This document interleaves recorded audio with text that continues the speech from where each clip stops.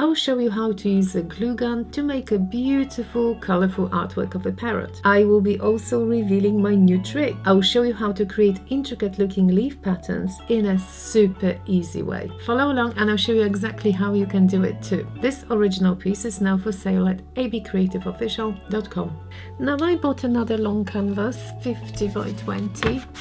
And that means that I can make one of the long designs that so many of you were asking for, a parrot. I wish I had a real parrot, but I don't, so I'm looking online. I'm looking for realistic picture, not AI. If you are going to trace any of the images, look for an image that's royalty free. One of the places is unsplash.com. Looking at it now.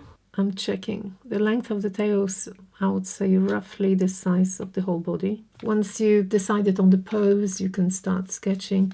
This is tracing paper. You know I love doing it on tracing paper or on baking paper because I can transfer easily. Because I keep rubbing off and I don't like doing it on canvas. Kind of deciding on the size.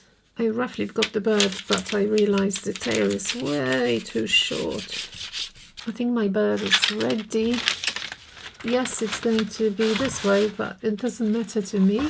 So if you want your image to be the way you are drawing, you have to reverse it first. There will be some leaves in the background. I'm planning lots of greenery. Taped it to the table. I'm doing this. Use something else, as long as it's not sharp. You can also draw over, and that will transfer everything beautifully. Let's peel it off. I didn't press too hard, so... Okay, I'm going to do the tree first because I can't make a mistake on the tree, because the tree is it's perfect for glue gun work. It's the best subject. There's nothing better than a tree. But there's no better subject for glue gun work than a tree.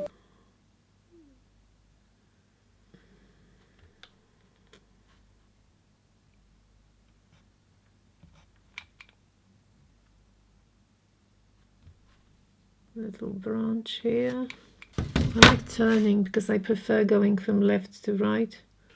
Kind of wondering how to make the back hairy. Fairy hairy, not fairy. Feathery, that's what I want to say.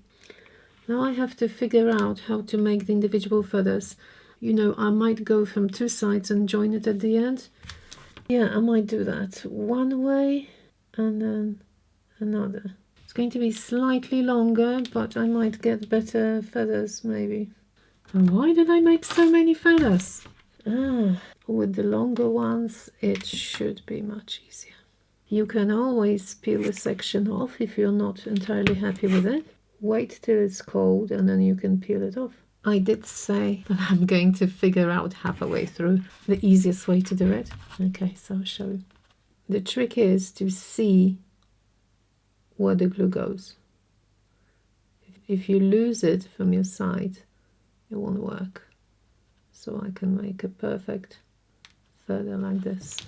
I'm on to some longer feathers now. If you want a really straight one, you have to be quite decisive, like quick.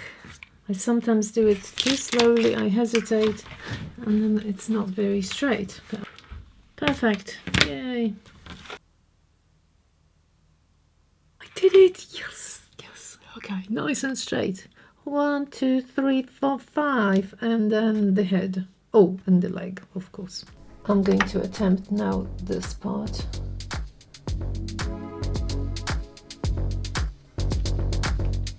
Couple of feathers sticking out. Like this.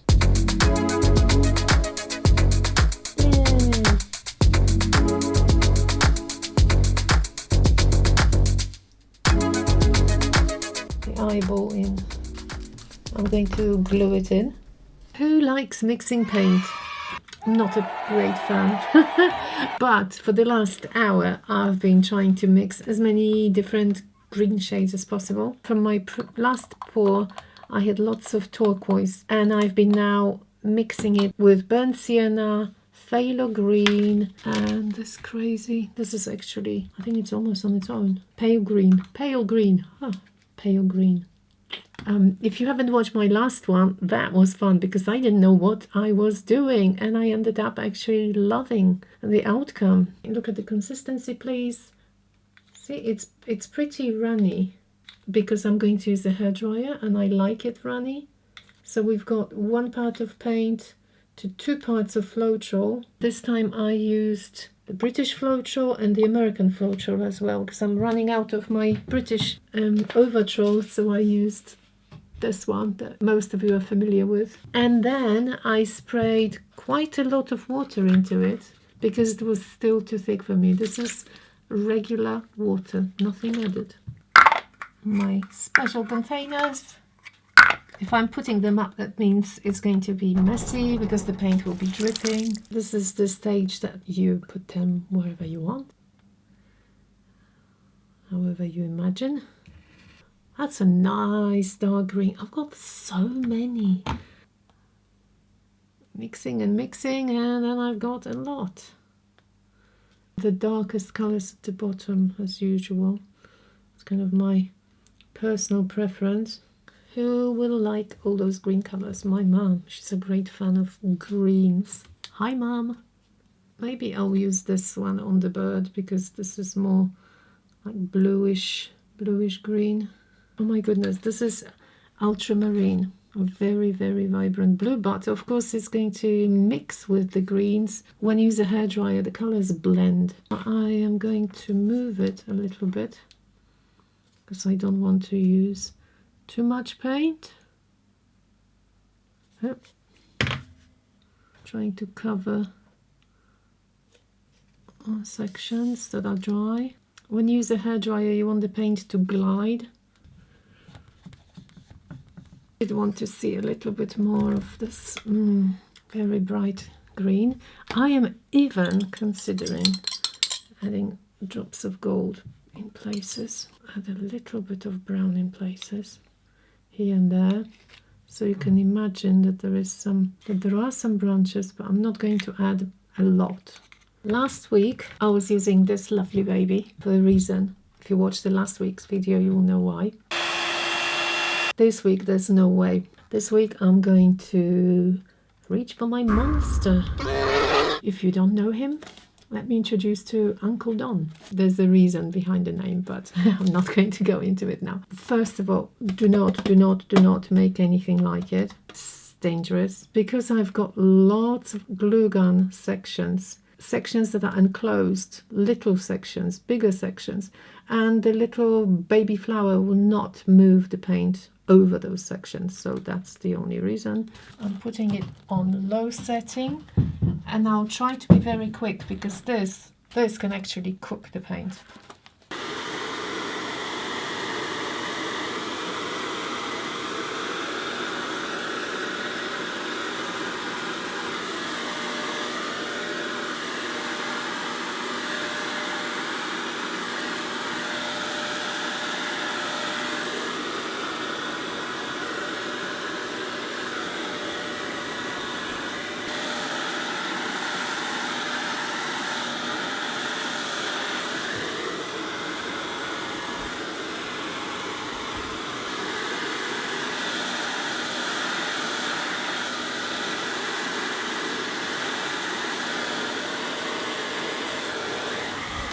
Okay, little analysis before I leave it alone, and I'm thinking, I like all that.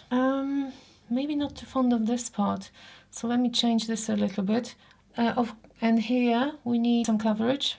Oh, that's the eye. I was thinking there's a big air bubble. No, it's the eye. Need some paint. More brown here. Bit of blue.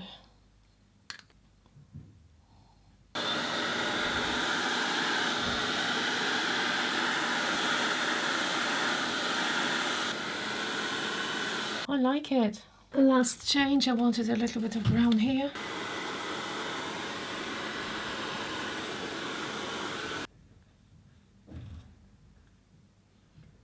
Table is almost cleaned. If you wonder why does she clean the table instead of covering it and disposing of the sheet, I'll tell you why. Because I collect all the paint. That's the paint. But we've got this. How could I throw it away? I've got a really nice green. Yet another shade. Whoever used a hairdryer to paint like I did here, you know that it's incredible how quickly this dries out. So it's less than 24 hours, completely dry. Some sections are darker.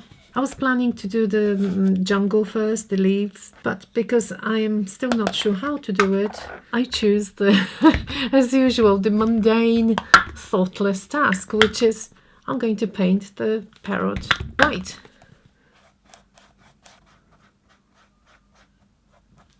I'm going to do the plants first. The easiest way I've been considering is making some imprints with real leaves.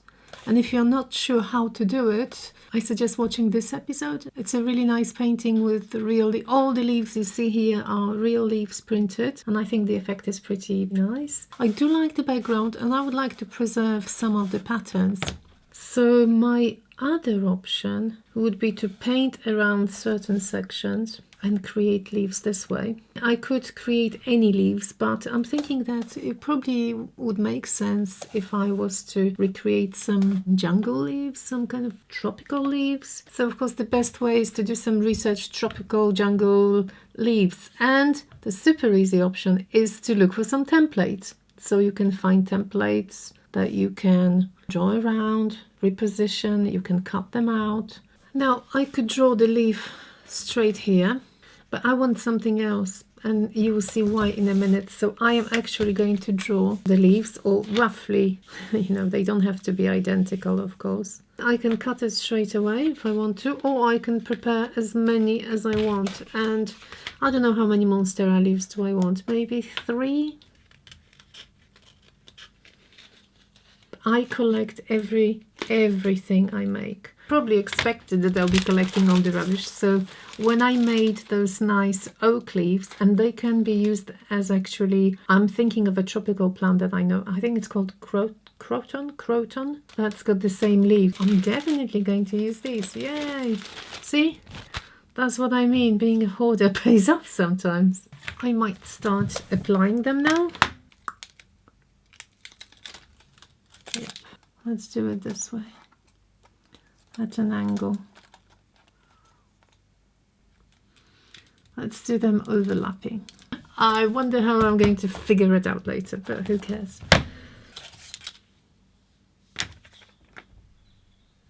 I am mixing some darker tones now, and I'm going to use my sponge to apply the paint over the stencils. So as you can imagine, what's going to be left from the background is the shape of the leaves. I'm applying darker, lighter to make it look more interesting. To be honest, I can hardly see now some of those leaves, but I know they are somewhere here. If you would like me to slow down and go into more detail on every part of the process, please check out my Patreon, where I upload extended versions of each of my tutorials every week. And I really like that part anyway. So it's going to be good. Oh yeah, pretty. So I am more than happy with all those. Put them all together. Yes. Let's see. Yep. Oh.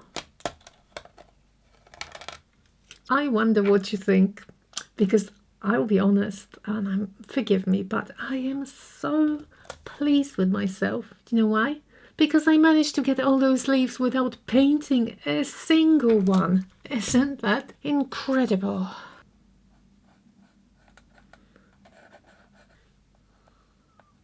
So we know that this one is on top of the other one. I'm going to use this technique more often. Oh yes, cut out sections in my monsteras. So you see, I'm playing now with my leaves, adding some detail. Got some brown here and some green. So I'm not going to cover it perfectly. I want it, the word mottled. I don't know if any of you have been to Amazon jungle. It'd be an awesome place, but very scary as well. I'm talking about snakes and insects. I'm not a great fan of snakes. I'm going to use vermilion. because I'm going to make one of those very colorful parrots. Did I say huge thank you to all of you who wanted a parrot? Thank you for your patience. I do take notice, but sometimes it takes time. Since I'm saying that, a huge thank you to everyone who bought my artwork. It means a lot to me because I love what I'm doing and I take pride in each one of my pieces. If I could, I would keep them all, but obviously I can't, so I'm very happy. I started applying orange now, so I'm mixing it with red together. I think I should be blending some yellow pretty soon into it. I'm covering this orange with very thick Naples yellow because that will cover it nicely and quickly. Now this part is going to be blue, but because yellow will meet blue, that means that some of the feathers are also going to be green, which is very interesting. Looking at the parrots, and each parrot is slightly different with regards to green as well. Some have more, some have less. Now we've got 3 blues.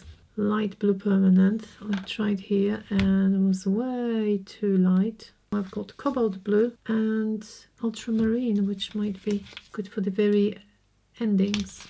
The first layer doesn't have to be perfect because I am going to add some shadows and highlights later. I'm spending some time making some improvements to the feathers. So I'm trying to blend in the green with the yellow. But let me add a couple of highlights onto the blues now. Another color, turquoise blue. I do want to see some variety, so that the green here will be more turquoisey. Why not? I am going to use scarlet for the tail here. So this is the tail here. This part above the beak has to be the darkest. Okay, this part is going to be actually the same color as this, well, let's call it the cheek. Now with the small brush I am going to create some, I don't know how to call them, some stripy patterns really coming to life. I'm back to my parrot trying to see what this color is. So we've got some beige. I'm using a little bit of this yellow I had before as well. I'm going to outline this section with this gray. I don't think it should be black, so I looked at a couple more parrots and this section was actually pretty light. Look at these. Oh, okay, so it's predominantly actually white with some, what are they? That was the eye. Okay, so more yellow outside. Well, a similar color. Darker sections. There's some brown in this red. Now I've got this dark red. I am applying some little feathers here and there, but again, not everywhere. I want some very faint little patches. There will be, of course, some highlights with orange on the dark red to make them all look more realistic and feathery. Parrots have got rather small pupils. I'm going to use the end of the brush.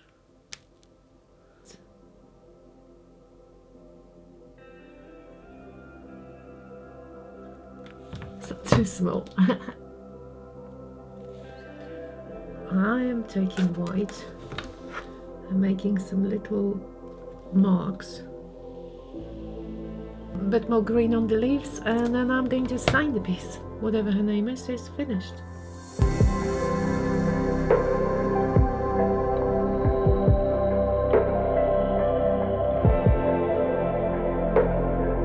Well, there we are. I hope you enjoyed, and if you did, please consider leaving a like and a comment, and of course subscribe if you haven't. And if you would like me to slow down and go in more detail on the process, check out my Patreon, where I upload extended versions of my tutorials and help support the channel. If you'd like to own this original piece for yourself, it's now available on my website, abcreativeofficial.com. Thank you so much for watching, and see you all next week.